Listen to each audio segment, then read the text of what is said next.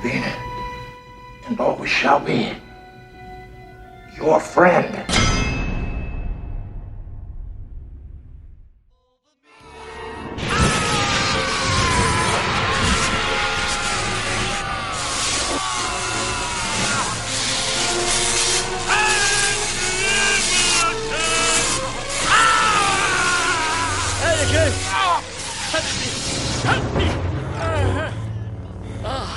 Well, let me know if Real Power wants a magazine or something. Down below his knee, hold you in his armchair, you can feel his disease come together right now. Here's a fun Easter egg. Did you see the Hulk crush the Chitauri's head? That's quality entertainment for the whole family. I think it's clear that The Avengers was by far the riskiest superhero movie since 2000's X-Men. The idea of doing a big crossover event is something that frequently worked well in the comic books, but doing this on the big screen with a $200 million budget and a 2+ hour time limit was something never done before. Sure, everyone wanted it to work, but to actually pull off something on this scale is unprecedented. Speaking as an internet personality after the fact, I can tell you that I had complete and total faith that Marvel would pull off this feat. I was a big Joss Whedon fan, so I knew he could deliver the goods on this huge project. Yeah, so most of that last paragraph was a flat-out lie. I am a huge fan of Whedon and knew he could deliver on the small screen. I also loved his first feature film, Serenity. I aim to misbehave. But this was only his second feature film, and his first not based on pre-existing material that he created. It was the first film he made with a big budget and the first time I was aware of that he was working with big-name actors. I knew he was a talented guy, but I feared this project would devour him. And he did some questionable stuff in this movie, such as...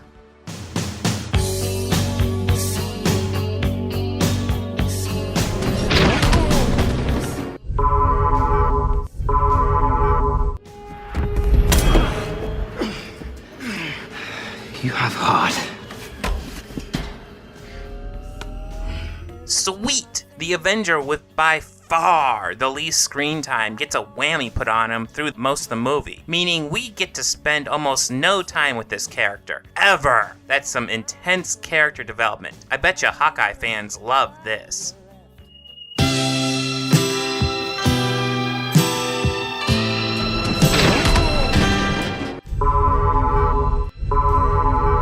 I can forgive them for being able to talk to each other if they had on a mask. Captain, the bank on 42nd past Madison. They cornered a lot of civilians in there. I'm on it. And of course, Iron Man is off the hook, since I couldn't imagine Tony Stark installing a suit like that without also giving him full access to Facebook and Twitter. But some of these guys are clearly not wearing any sort of earpiece at all. How are they communicating? Stark, got a lot of stray stuff in your tail. Well, they can't bank worth a damn. Find a tight corner. Matt, what are you doing? A little help! I got it. I can close it. Can anybody copy? I can shut the portal down. Do it! No, wait. Stark, these things are still coming. Not listening. I'm not listening. Out there's a world outside of Yonkers. Way out there beyond this. What happened? Cap's costume looks so awesome in Captain America the First Avenger, but here it looks nowhere. It looks more like the costume he wore at the USO shows. Wasn't that costume supposed to look stupid? We made some modifications to the uniform. I had a little design input. Wrong!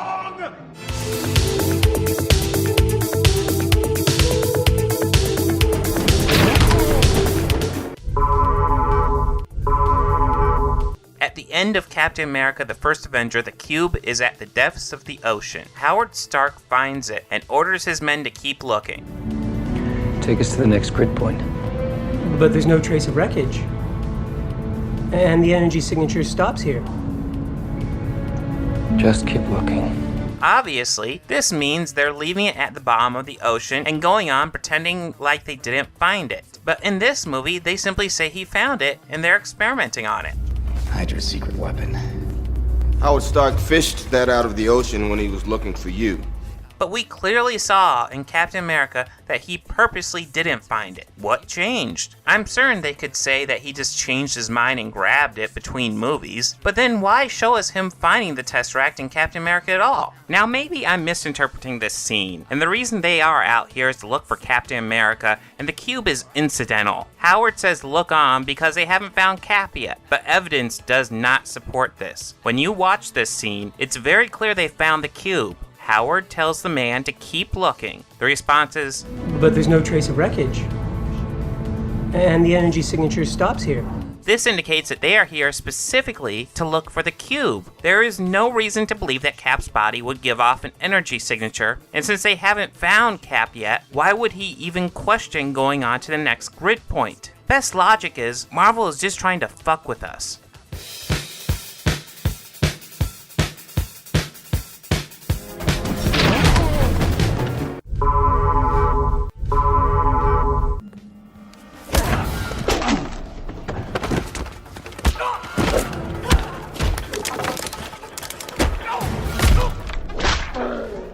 So, Black Widow's hair is like a whip. Nice superpower for a character without superpowers. Could be worse, though. We demand obedience! Or else! Is that all you can do? Ow!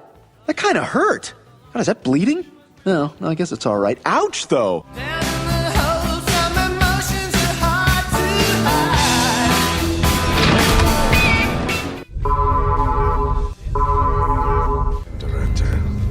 You're dealing with forces you can't control. Apparently they have a low threshold for forces they can't control, since apparently light switches are in that category. Seriously, how stingy are these guys? Why don't they turn on the lights? We're evil, therefore we sit in the dark.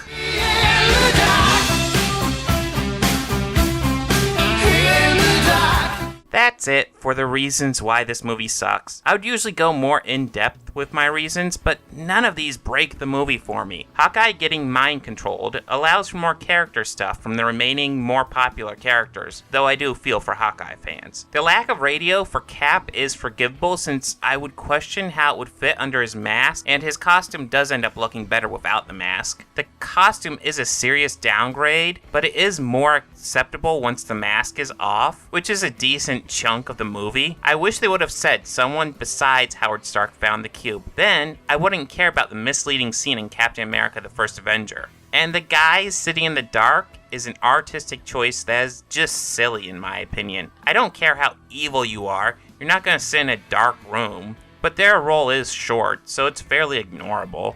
This is easily one of my all-time favorite comic book movies. When superhero movies started becoming a big thing, I remember frequently hearing from my friends that it'd be awesome to see a superhero crossover movie, like seeing Spider-Man with the X-Men. I honestly felt this wouldn't work. A 2-hour time limit really didn't fit the huge crossover event that comics would do, or so I thought. This movie is an incredible achievement, and I cannot be happier that Marvel Studios proved me wrong. It helped immensely that most of these characters were introduced before this movie. Only really major characters being introduced in this film are Maria Hill, the Other, Thanos, and of course Galaga Guy. That man is playing Galaga.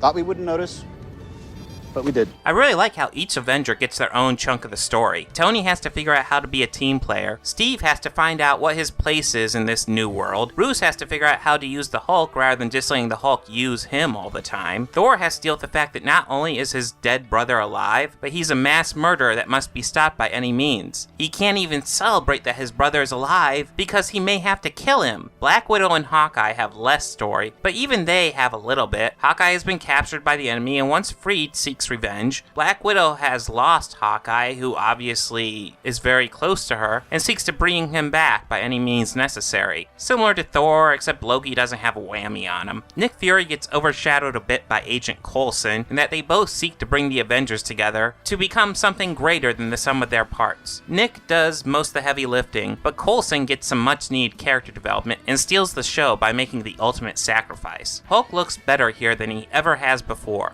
One could argue from a style standpoint he looked better in The Incredible Hulk, but he frequently looked fake when interacting with real people. This is most evident in the cave scene.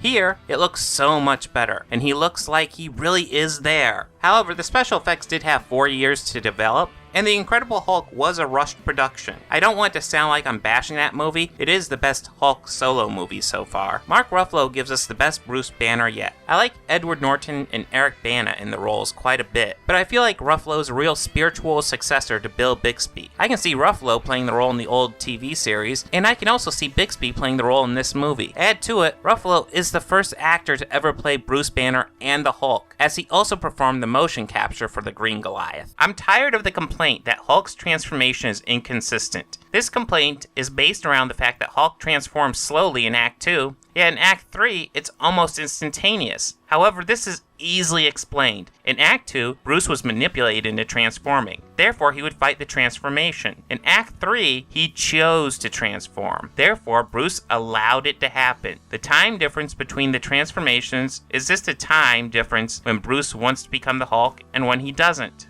I gave Loki some shit in my Thor review because his plan made absolutely no sense. Joss Whedon saw his performance in Thor and really liked it, so he was recast as the main villain in the Avengers. Here, his plan actually makes sense, more or less. I don't see the strategy in being captured, then not even attempting to escape when there's an opening. Even if he wants to be captured, doesn't he want to make it look like he doesn't want to be captured? I do like how the whole second act battle is a huge homage to the first issue of the Avengers, where Loki tricks Hulk into going on a rampage, and the Avengers band together to stop him. In Thor, I felt it wasn't clear if we were supposed to see him as a trickster or a sympathetic character. Here, it's very clear.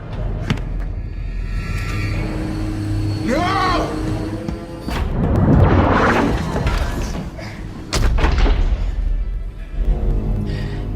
Are you ever not going to fall for that?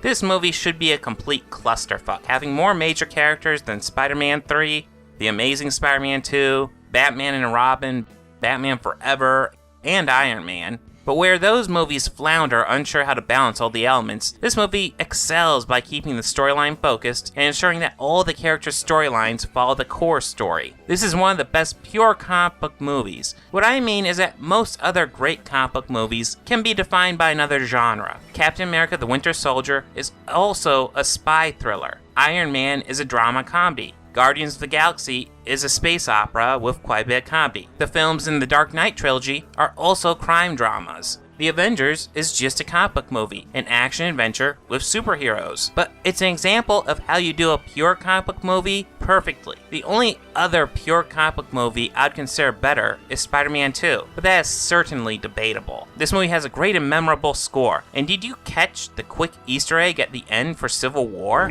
These so-called heroes have to be held responsible for the destruction done to the city. This was their fight. Where are they now? What other score could I give this movie? It's a 10 out of 10, and the third best in the Marvel Cinematic Universe.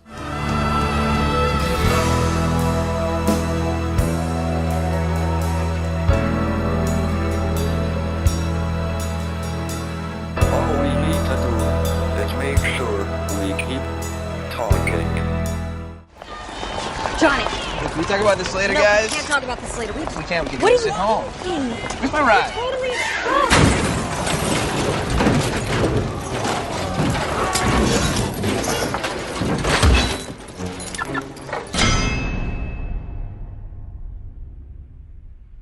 If you're a fan of my channel and the content I produce, please make sure to visit my Patreon page and become a patron. If you sign up there, not only is there the option to become a producer, if you contribute a little bit more, you'll get your own title card with your name or your handle or whatever you want listed, as well as a website or anything like that within reason that you'd like to promote.